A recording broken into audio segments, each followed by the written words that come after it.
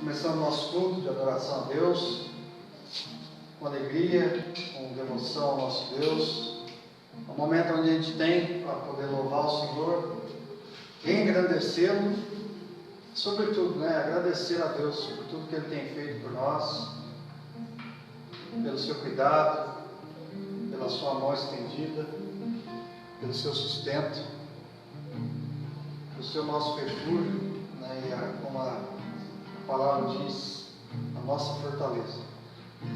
Nós podemos dizer que nós temos uma fortaleza, uma rocha segura, lugar onde nós podemos apoiar a nossa mente, a nossa alma, a nossa vida, sabendo que esse Deus, Ele nos acompanha, Ele tem cuidado de cada um de nós. Amém? Amém. Vamos estar tendo um momento de oração. Que você possa orar a Deus e entregar esse tempo onde nós vamos estar aqui, colocando as nossas vidas diante dele. Léo? Soberano Deus, eterno Pai, Sim, Criador dos céus e da terra, mais uma vez nós estamos, Senhor, presente, Senhor, neste lugar, Pai, Senhor, para te adorar. Deus, eu quero te pedir que o Senhor venha, Senhor, fazer presente no nosso meio, que o Senhor possa, Pai, Senhor, estar, Senhor, fazendo com que nós aprendamos, Senhor, da Tua palavra. Também te peço, Deus, que o Senhor venha, Deus, Senhor, colocar, Senhor, suas mãos sobre as nossas vidas, Senhor, nos abençoar, Senhor, para que possamos, ó Pai, Senhor, oferecer, Senhor, uma adoração, ó Pai, Senhor, que seja, Pai, Senhor, conforme, Senhor, a Tua vontade, que seja pura, que seja santa, ó Deus, Senhor, para que possamos, ó Deus, Senhor, estar adorando a Ti, em nome do teu amado Filho Jesus Cristo, eu te peço e te agradeço. Amém. Amém.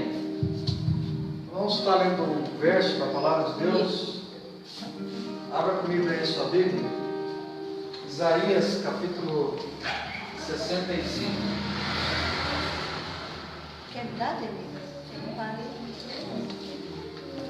Livro do profeta Isaías, capítulo 65, a partir do verso 1.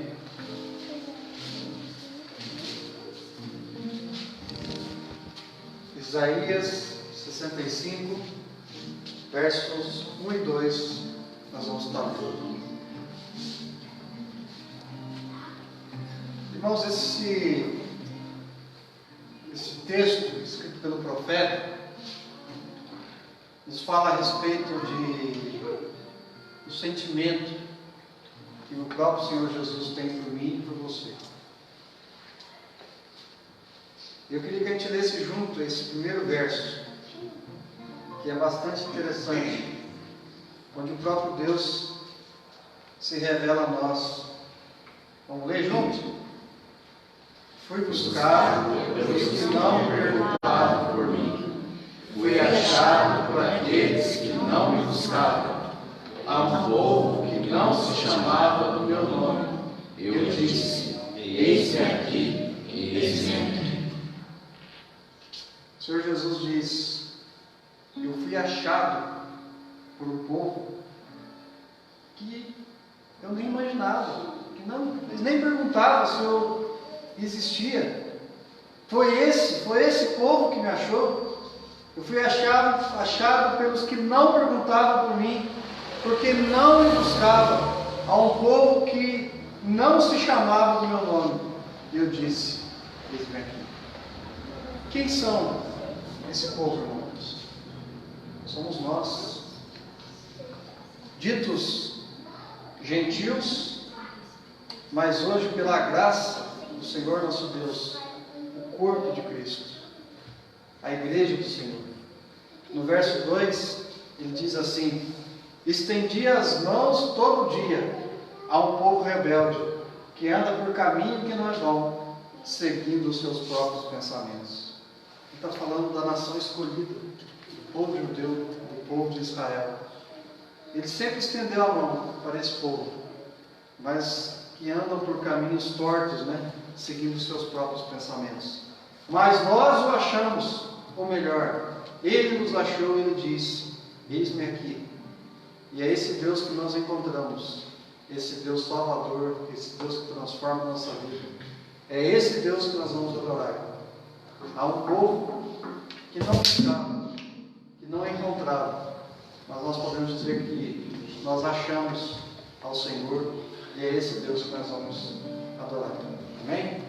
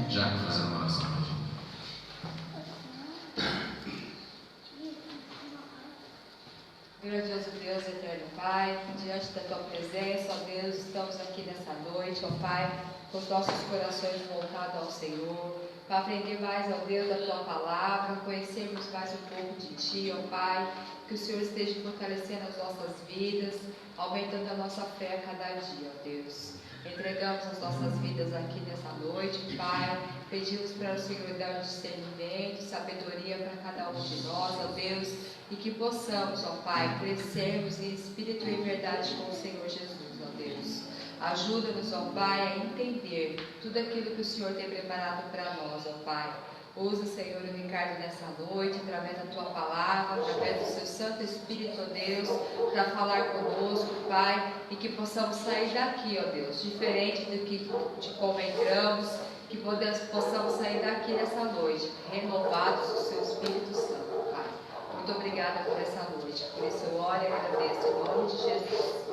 Amém.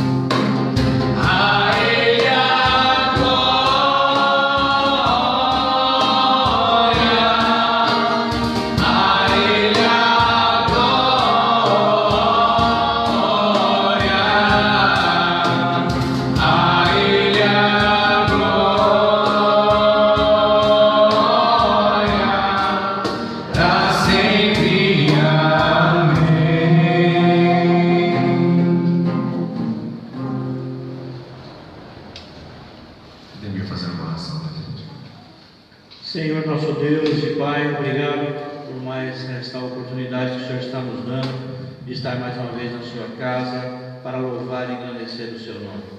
Agradecemos por esta semana maravilhosa que o Senhor nos presenteou, nos livrando, nos protegendo, nos direcionando, Pai.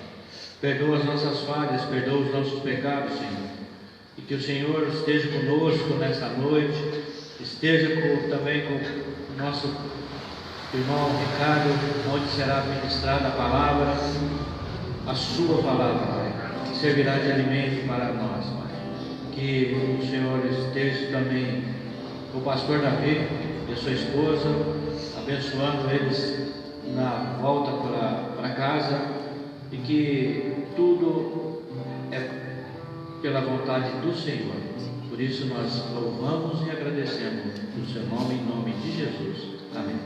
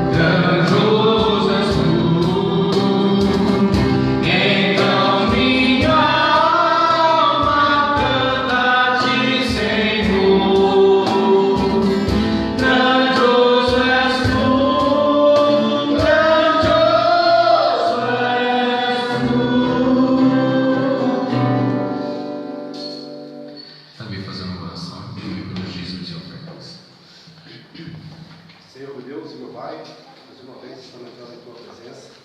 Esteja que cada um agora nesse momento, Senhor. Abençoa o que vai dizimar na sua casa, que vai ofertar. Acampa teus olhos ao redor de cada um de nós, dessa igreja, do lado de cada um. Derramando bênçãos que foram medidas sobre cada um de nós pela vida. Esteja com o nosso vice-deputado, com a sua palavra. Esteja com o Davi, o pastor Davi e família. Nós te agradecemos por tudo, em nome santo do Senhor Jesus. Amém.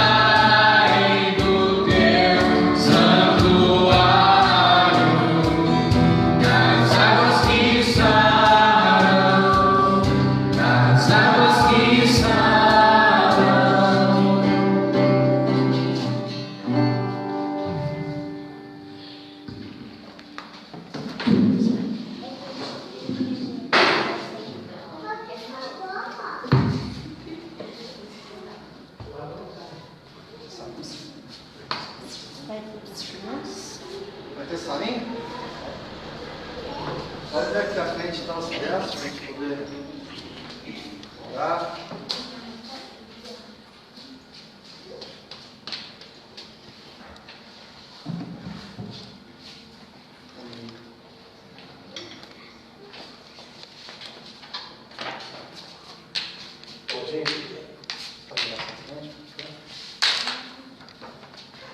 Senhor Deus e Pai, nós te damos graças, Senhor, por mais este momento de adoração. Pai, que o Senhor possa ter recebido o nosso louvor. Pai, que o Senhor possa estar usando, Pai, o nosso irmão Ricardo, que vai estar ministrando a tua palavra. Pai, que o Senhor possa estar abençoando também a Liliane, que vai estar trazendo também a sua palavra para as crianças, Pai, que são o futuro da igreja. Pai, que o Senhor possa estar abençoando a cada lar, a cada família, Pai, suprindo cada um em sua necessidade, Pai. Nós te damos graças por tudo que tens feito, por tudo que ainda vais fazer. Em nome do Senhor Jesus. Amém. Amém.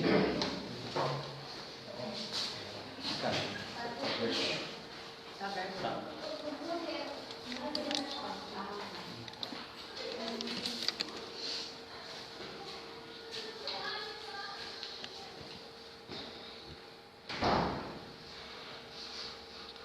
Muito bem, irmãos. Antes de nós começarmos, meditar no texto de hoje, queria que a gente voltasse para de novo no texto de Isaías, capítulo 65, verso 1.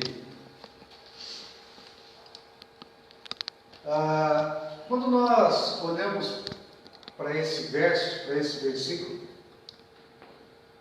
segundo o próprio Deus, através do profeta Isaías, fala. Ele diz: fui buscado pelos que não me perguntavam por mim. Fui achado por aqueles que não me buscam, não me buscavam. A um povo que não se chamava do meu nome, eu disse: eis-me aqui. No verso 2, ele vai falar com a nação de Israel, ou a respeito da nação de Israel, e ele diz assim: estendi as mãos todo dia a um povo rebelde, que anda por caminho que não é bom, seguindo os seus próprios pensamentos. Quando a gente olha para esses dois versículos e a gente imagina que fosse qualquer um de nós que estivéssemos falando a respeito de dois povos, ficaria bem claro que parece que o Senhor escolheu, porque Ele diz: eu fui achado por esse povo, pelo povo que não me buscava, e esse povo que nem imaginava que existia, me achou, me buscou. E o povo que usava, que falava o meu nome, anda por caminhos distantes dos meus. Quando a gente olha para isso, para essas falas, e se qualquer homem falasse a respeito disso, a ideia colocada seria essa: de uma rejeição a um povo e de uma escolha de um outro povo. Mas, irmãos, a gente sabe muito bem quem é o povo escolhido por Deus. Esse povo aqui ou aquele povo lá? Esse povo aqui. Esse povo que diz aqui: estendi as mãos todo dia a um povo rebelde, que anda por caminho que não é bom, seguindo seus próprios pensamentos. Esse povo aqui é Israel, nação escolhida por Deus. Esse é o povo escolhido por Deus. Queria que a gente tivesse essa ideia, né? Embora Jesus falando de dois povos diferentes, parece que Ele está escolhendo um e está reprovando o outro. A gente vai ler um texto agora, que está em Ezequiel, capítulo 37. Creio que é um texto que os irmãos já ouviram algumas vezes, né? E eu também já ouvi muitas pregações a respeito desse texto. Ezequiel 37, capítulo 1, versículo 1. Ezequiel capítulo 37, verso 1. Ezequiel 37 é um texto muito conhecido, né? E muitas igrejas usam, pregam, e a gente já ouviu muitas pregações a respeito desse texto. Mas eu queria que a gente tivesse e fizesse uma leitura bastante literal e inteligente, entendendo aquilo que o próprio Deus, através desse texto, queria explicar e falar na sua palavra. Ezequiel 37, verso 1 diz assim: veio sobre mim a mão do Senhor, e Ele me levou pelo Espírito do Senhor, e me deixou no meio de um vale que estava cheio de ossos. E me fez andar ao redor deles. Eram muito numerosos na superfície do vale e estavam sequíssimos. Então me perguntou: filho do homem, acaso poderão reviver estes ossos? Respondi: Senhor Deus, tu sabes. Disse-me ele: profetiza estes ossos e diz-lhes: ossos secos, ouve a palavra do Senhor. Assim diz o Senhor Deus a esses ossos: eis que farei entrar o Espírito em vós e vivereis. Porei tendões sobre vós, farei crescer carne sobre vós estenderei pele, e porei em vós o Espírito, e vivereis, e sabereis que eu sou o Senhor. Então profetizei segundo me for ordenado. Enquanto eu profetizava, houve um ruído, um barulho de ossos que batiam contra ossos e se ajuntavam, cada osso ao seu osso. Olhei, e eis que havia tendões sobre eles, e cresceram as carnes, e se estendeu a pele sobre eles, mas não havia neles o Espírito. Então ele me disse: profetiza o Espírito, profetiza ao filho do homem e diz-lhe: assim diz o Senhor Deus, vem dos 4 ventos, ó Espírito, e assopra sobre estes mortos, para que vivam. Profetizei como ele me ordenara, e o Espírito entrou neles, e viveram e se puseram em pé, um exército sobremodo numeroso. Então me disse: filho do homem, estes ossos são toda a casa de Israel. Eis que dizem: os nossos ossos se secaram e pereceu a nossa esperança, estamos todos exterminados. Deixa aqui nessa tela um pouquinho, Cláudio. Amados, vamos recapitular, né? A gente já ouviu várias pregações, a gente já ouviu muitas vezes pregações a respeito desse texto. Diz o texto que o profeta Ezequiel, lá no comecinho, diz assim: veio sobre mim a mão do Senhor, e ele me levou em espírito, e me deixou no meio de um vale que estava cheio de ossos, me fez andar ao redor deles. Eram muito numerosos na superfície do vale e estavam sequíssimos. Então me perguntou: filho do homem, acaso poderão reviver esses ossos? O profeta Ezequiel é levado pelo Espírito do Senhor a ter uma visão a respeito de um vale que estava cheio de ossos. Amados, o que parece um vale cheio de ossos? Um cemitério, né? Um lugar que houve ali provavelmente uma batalha gigante, e ali vários corpos, vários ossos destruídos, derrotados, ficaram ali diante desse vale. E a pergunta que o Senhor faz, ele pergunta assim: filho do homem, perguntando ao profeta Ezequiel, poderão reviver estes ossos?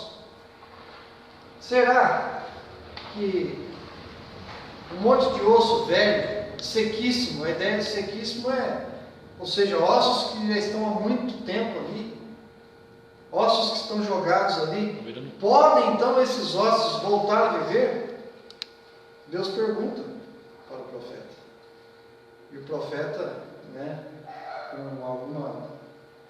com toda a sabedoria, responde: tu sabes, Senhor. E a palavra de Deus continua dizendo assim: Deus disse: profetiza a estes ossos, pede para esses ossos: ouve a palavra do Senhor, assim diz o Senhor Deus a estes ossos. Ouve a palavra do Senhor. E aí ele continua dizendo: eis que farei entrar em vós o espírito e vivereis, vão ser colocados tendões, carne, pele, e esses ossos vão viver novamente. E assim é feito. O profeta profetiza, fala, e enquanto ele fala, diz aqui o texto que nós já lemos, que ouviram-se então vários ruídos, como que se ossos que se juntavam e se batiam, e eles se uniam, e então apareciam tendões, carne, tudo aquilo foi coberto por terra. E ele continua dizendo: mas esse profetiza de novo, porque eles ainda não vivem. E ele diz assim: então ele me diz: profetiza ao Espírito, profetiza ao Filho do Homem, e diz-lhe: assim diz o Senhor Deus, vem dos 4 cantos, ó Espírito, e assopra sobre estes mortos, para que vivam. Profetizei como ele me ordenara, e o Espírito entrou neles, e viveram, e se puseram em pé, um exército sobremodo numeroso. Até aqui, irmãos, a gente pode interpretar esse texto de várias maneiras, não é verdade? Como eu já ouvi várias pregações relacionadas à igreja, relacionadas ao próprio povo, a cada um de nós, enfim. Mas quando a gente entra, e a própria palavra de Deus, no verso 11, diz assim: então me diz, filho do homem, estes ossos são toda a casa de Israel. Está dizendo aqui de maneira muito clara que ele levou o profeta Ezequiel a ter aquela visão a respeito de quem? da nação de Israel. Vamos olhar o contexto, o pano de fundo. Naquele momento, a nação de Israel estava exilada na Babilônia. A cidade de Jerusalém estava destruída. E aquele povo, o povo judeu, o povo de Israel, estava exilado na Babilônia. E então, Deus levanta um homem, o profeta Ezequiel, para que ele tenha uma visão. E qual que era a visão que ele deveria ter? Que ele enxergasse um povo morto, quebrado, que aos olhos humanos não tinha mais como recomeçar, como reconstruir a sua trajetória, como retomar de novo Jerusalém destruída, o povo como escravo praticamente na Babilônia, exilado. E Deus chama a atenção e ele faz essa pergunta para o profeta: como que será? Esses ossos aí secos podem voltar a viver? E o profeta responde: tu sabes. E aqui ele diz: os nossos ossos se secaram e pereceu a nossa esperança. Estamos todos exterminados. Esta era a trajetória do povo de Israel. Assim o povo de Israel se encontrava derrotado. O povo escolhido por Deus, o povo que era o povo, aquele povo, o mesmo povo que Deus separou para Abraão construir, uma grande nação, o povo escolhido por Deus, o povo que Deus fez várias promessas, o povo que Deus já tinha libertado do cativeiro egípcio, o povo que atravessou o Mar Vermelho, o povo que viu vários e vários milagres. E aí eu quero voltar. Por que Deus leva o profeta Ezequiel até essa visão? Porque ele queria demonstrar que ele, sendo Deus, é capaz mesmo de, pior que seja a situação, onde a chance de vida esteja a zero, ele é capaz de retomar, de refazer, de reconstruir, de reconciliar. E aqui, eis que dizem. Quem dizem? Então me disse: filho do homem, esses ossos são toda a casa de Israel. Eis que dizem. Quem dizem? O povo de Israel. Eis que eles dizem: os nossos ossos, os ossos deles, se secaram e pereceu a nossa esperança. Estamos todos... Que dizia assim: esse povo, que era para ser o meu povo, mas que anda por caminhos tortos, esse povo rebelde, por que será na sua terra? Eles as contaminaram com os seus caminhos e suas ações, como a imundícia de uma mulher em sua menstruação. Tal era o seu caminho perante a mim. Derramei, pois, o meu furor sobre eles, por causa do sangue que derramaram sobre a terra, e por causa dos seus ídolos que a contaminaram. Espalhei-os entre as nações, e foram derramados pelas terras, segundo os seus caminhos, e segundo os seus feitos eu os julguei. Em chegando as nações para onde foram, profanaram o meu santo nome, pois deles se dizia: são estes o povo do Senhor? Porém tiveram de sair da terra dele. Mas tive compaixão do meu santo nome, que a casa de Israel profanou entre as nações para onde for. Dize, portanto, a casa de Israel.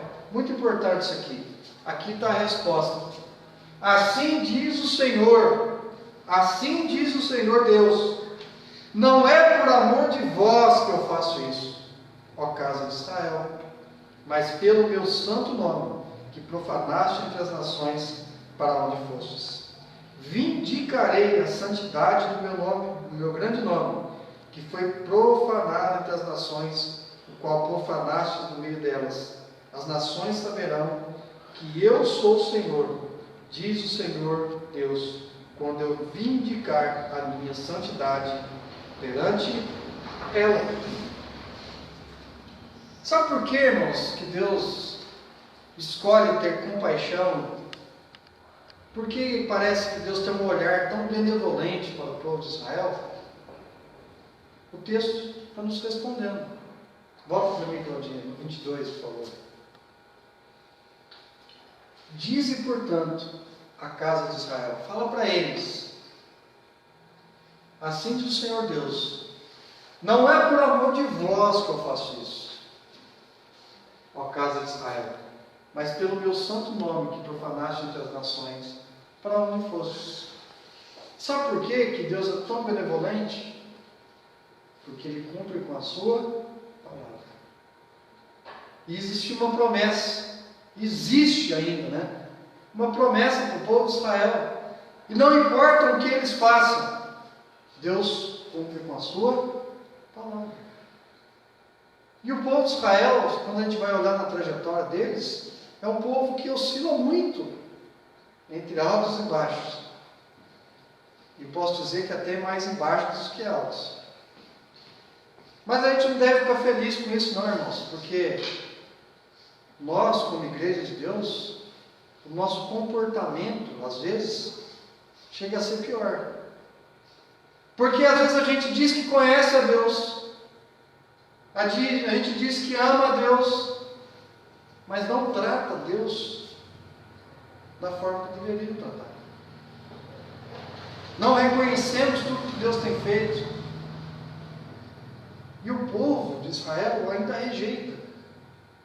Mas a gente sabe que Deus tem promessas para esse povo. E quando Ele faz uma promessa, a Bíblia diz que Ele é fiel e justo para cumprir com a sua palavra. Aonde eu quero chegar com tudo isso? Quando Deus leva o profeta Ezequiel para ter aquela visão, Ele está dizendo o seguinte: eu sou Deus, eu posso fazer tudo aquilo que eu quiser, compete a mim fazer aquilo que eu quero, e eu posso reviver, mesmo que seja um monte de ossos perdidos, secos, mortos. E é isso que eu vou fazer com a nação de Israel. É isso que eu vou fazer com eles, sabe por quê? Por amor ao meu santo nome, mesmo que eles estejam profanados. E é isso que aconteceu, irmão. Sabe o que aconteceu com o povo de Israel quando eles chegaram na Babilônia? Eles foram zombados. Ou pior, Deus foi zombado. Porque eles imaginavam que aquele povo que se dizia o povo de Deus era um povo como qualquer outro qualquer, como os amalequitas, os jebuseus, enfim, povos que adoravam a deuses pagãos. E quando eles olhavam para a nação de Israel derrotada, eles zombavam deles, dizendo: esse é o grande Deus a quem vocês servem. Mas Deus está dizendo que por amor ao nome dele, olha só o que ele diz, olha que coisa interessante. Verso 23: vindicarei a santidade do meu grande nome, que foi profanado entre as nações, o qual profanastes no meio delas. As nações saberão que eu sou o Senhor, diz o Senhor Deus, quando eu vindicar a minha santidade perante elas. Tomar-vos-ei de entre as nações, e vos congregarei de todos os países, e vos trarei para a vossa terra. Promessa de Deus, sabe por quê? Por amor ao seu santo nome. Diz a palavra de Deus que todo joelho se dobrará. Isso vai acontecer quando, irmãos? Lá na segunda vinda. Quando todas as nações vão sitiar Jerusalém, Israel, e diz a palavra de Deus que então o Senhor vai vir e Ele vai pisar as nações. É isso que o texto está dizendo aqui. Então, verso 25: aspergirei água pura sobre vós, e ficareis purificados de todas as vossas imundícies, e de todos os vossos ídolos vos purificarei. Dar-vos-ei coração novo, e porei dentro de vós espírito novo. Tirarei de vós o coração de pedra, e vos darei coração de carne. Verso 31 diz assim: então vos lembrarei dos vossos maus caminhos e dos vossos feitos que não foram bons. Terei nojo de vós mesmos por causa das vossas iniquidades e das vossas abominações. Sabe por que Deus é tão benevolente? Porque Ele cumpre com a sua palavra. Porque Ele tem uma promessa. E essa promessa foi feita lá atrás. Nós estamos aqui em Ezequiel e a gente sabe que isso vai acontecer só quando Jesus voltar.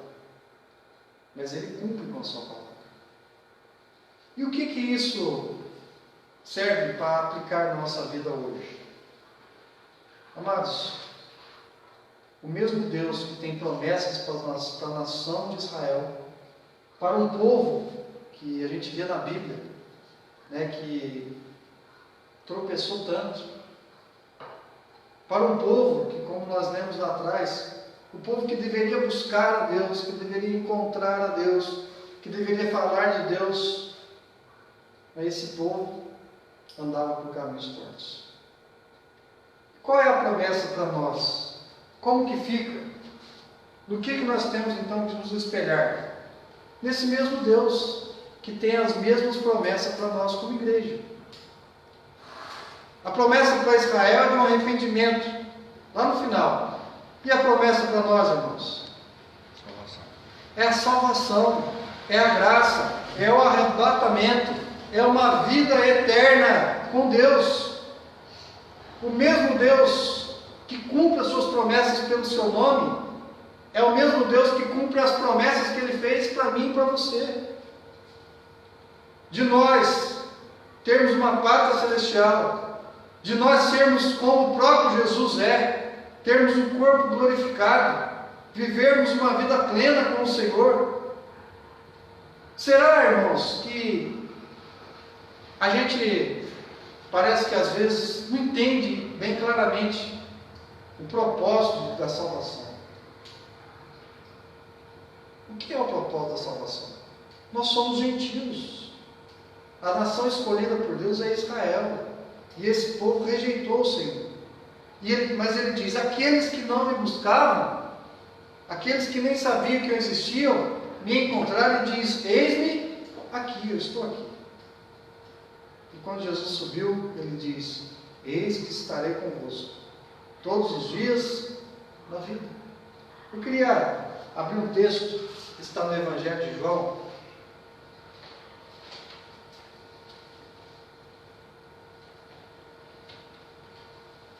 capítulo 8,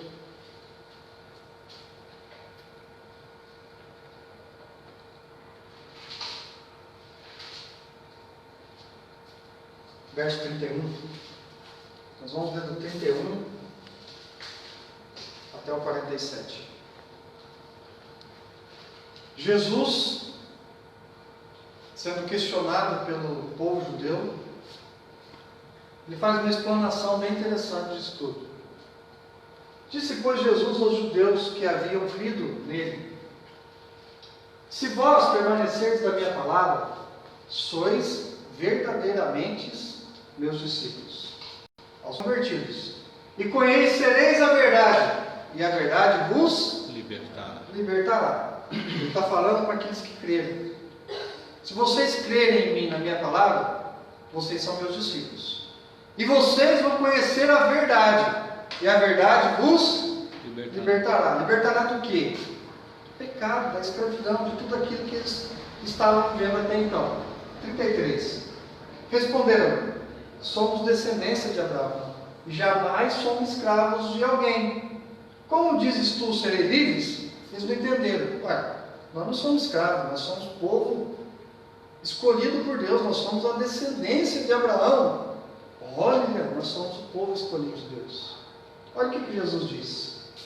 Replicou Jesus: em verdade vos digo, todo que comete pecado é escravo do pecado. Eles não estavam entendendo, aliás, eles não haviam entendido ainda, que a escravidão na qual Jesus estava falando era ser escravo do pecado. 35.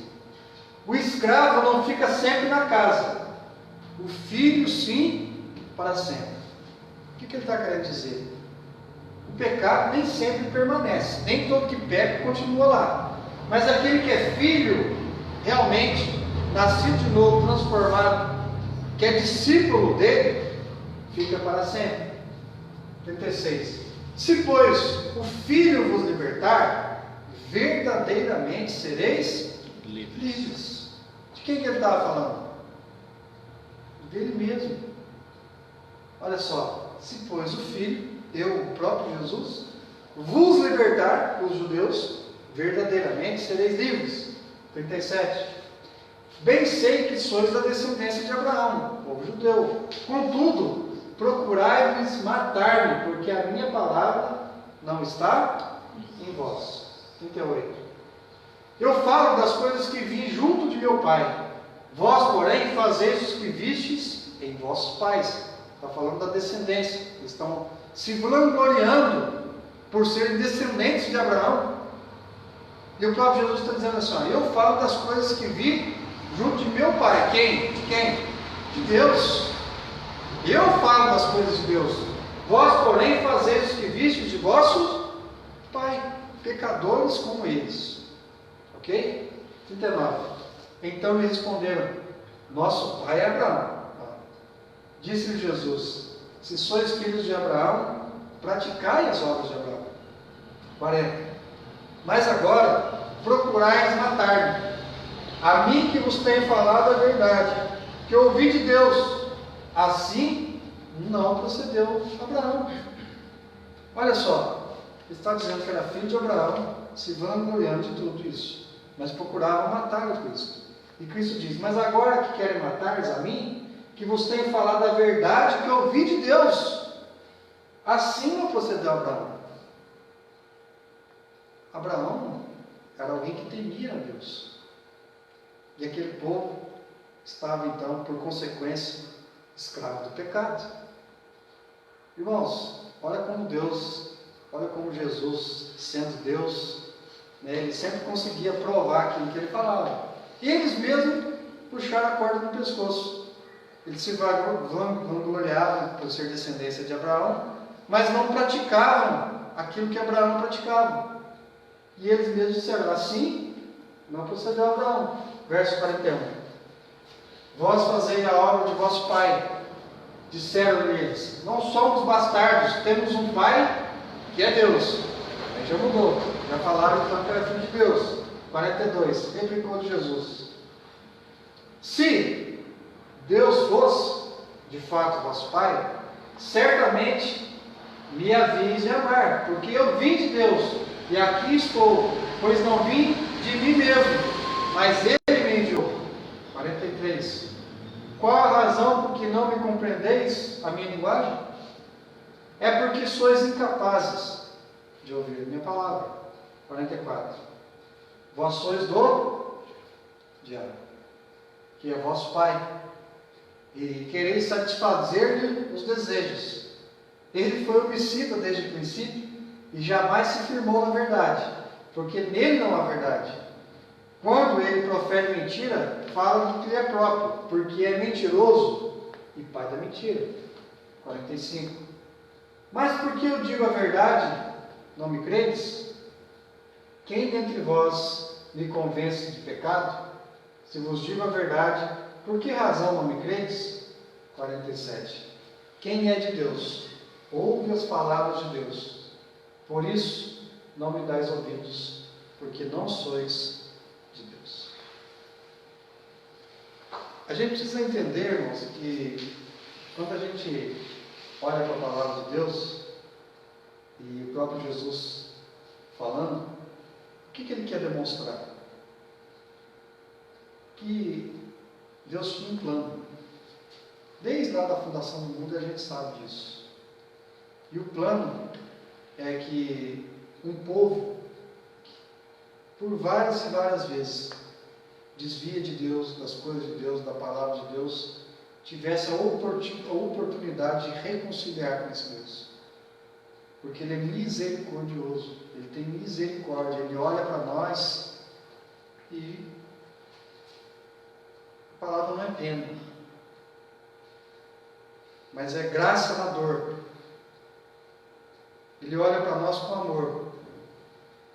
E na sua trajetória, no seu plano de vida, mesmo o povo de Israel, que ainda hoje rejeita o próprio Cristo, tem uma promessa para esse povo. E a mesma promessa que tem para nós. Existe uma promessa para nós. Quem é de Deus, ouve as palavras de Deus. Quem é de Deus, ouve as palavras de Deus. Se nós somos de Deus, nós estamos ouvindo a palavra de Deus. Quantas pessoas, irmãos, ouvem a palavra de Deus, mas parece que são palavras de homens. Parece que está como aquele povo lá. Eu queria voltar lá para o povo. Deus reconstruiu um corpo. Juntaram-se os ossos, cresceram tendões, carne e pele. Mas o que faltava? O Espírito. A palavra de Deus que a gente sabe que a gente depende do Espírito Santo de Deus para ter uma relação plena com Ele. E a gente precisa da palavra de Deus para conhecer verdadeiramente esse Deus. Para concluir, de verdade, né, irmãos? O que esse texto, fazendo uma reconstrução disso tudo? Deus nos ama, Deus ama cada um de nós, Deus ama a todos.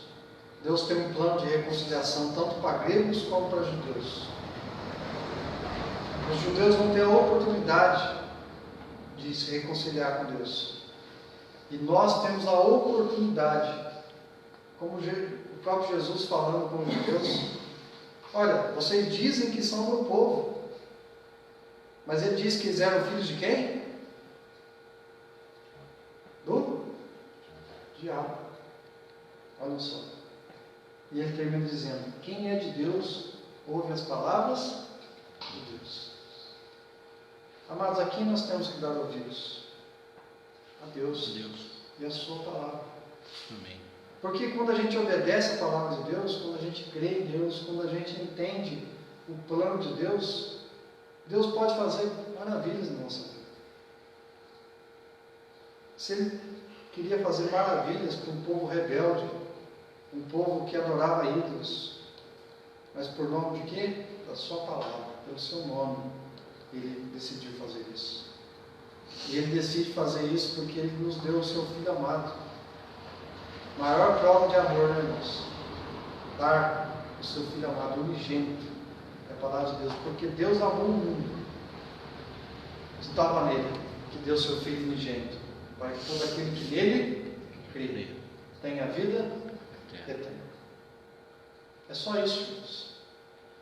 Nada mais do que isso. Deus pode todas as coisas conforme o seu querer, conforme a sua vontade. Aquilo que está quebrado pode ser reconstruído, aquilo que está perdido pode ser retomado, aquilo que estava exterminado pode ser reconstruído. Ele leva Ezequiel para ver que o tamanho do seu poder, da sua graça. E ele nos fala da sua palavra, para que a gente tenha o mesmo entendimento, que ele é capaz de reconstruir qualquer coisa por amor dos seus filhos. E nós somos seus filhos. Amém? Eu queria que nós tivéssemos uma oração e que nesse momento onde nós vamos orar, às vezes a gente tem dúvidas nas nossas vidas diante de algumas dificuldades, de algumas lutas.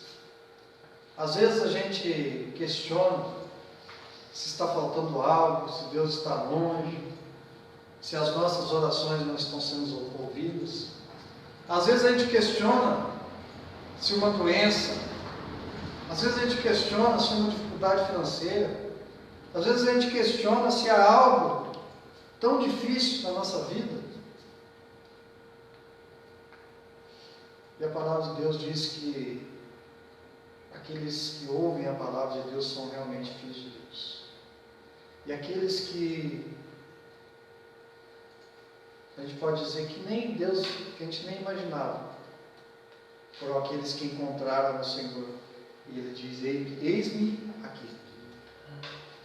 você ore, então, irmão, entregando, né, as nossas lutas, as nossas dificuldades, confiando que Deus é um Deus que pode todas as coisas. Ele levanta, né, como diz lá o texto, do pó, de um monte de ossos secos. Ele traz a vida, ele pode retomar tudo. Então ele pode transformar as nossas vidas, ele pode transformar o nosso caráter, ele pode transformar a nossa mente. Basta que a gente creia, que a gente entregue a nossa vida. Vamos orar.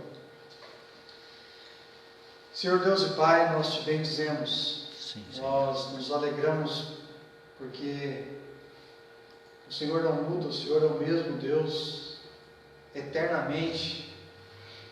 O Senhor é Criador de todas as coisas. O Senhor, ó Deus, tem todas as coisas sob o seu controle, ó Pai.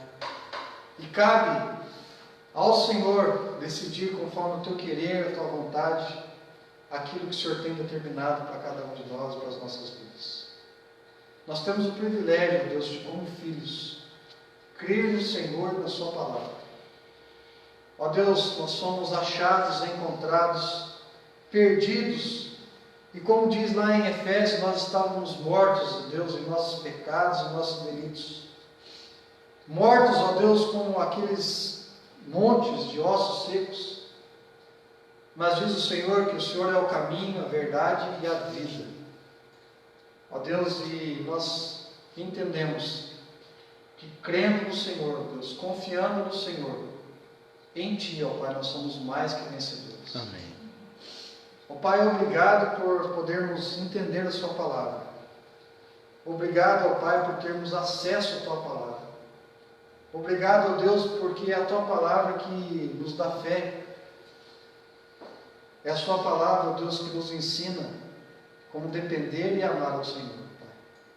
Obrigado por essa igreja. Obrigado por cada um que aqui está. Peço uma bênção para aqueles que não puderam vir, mas que o Teu Santo Espírito possa visitar a cada um de nós e a todos, no nome do Senhor Jesus. Amém. Amém. E amém.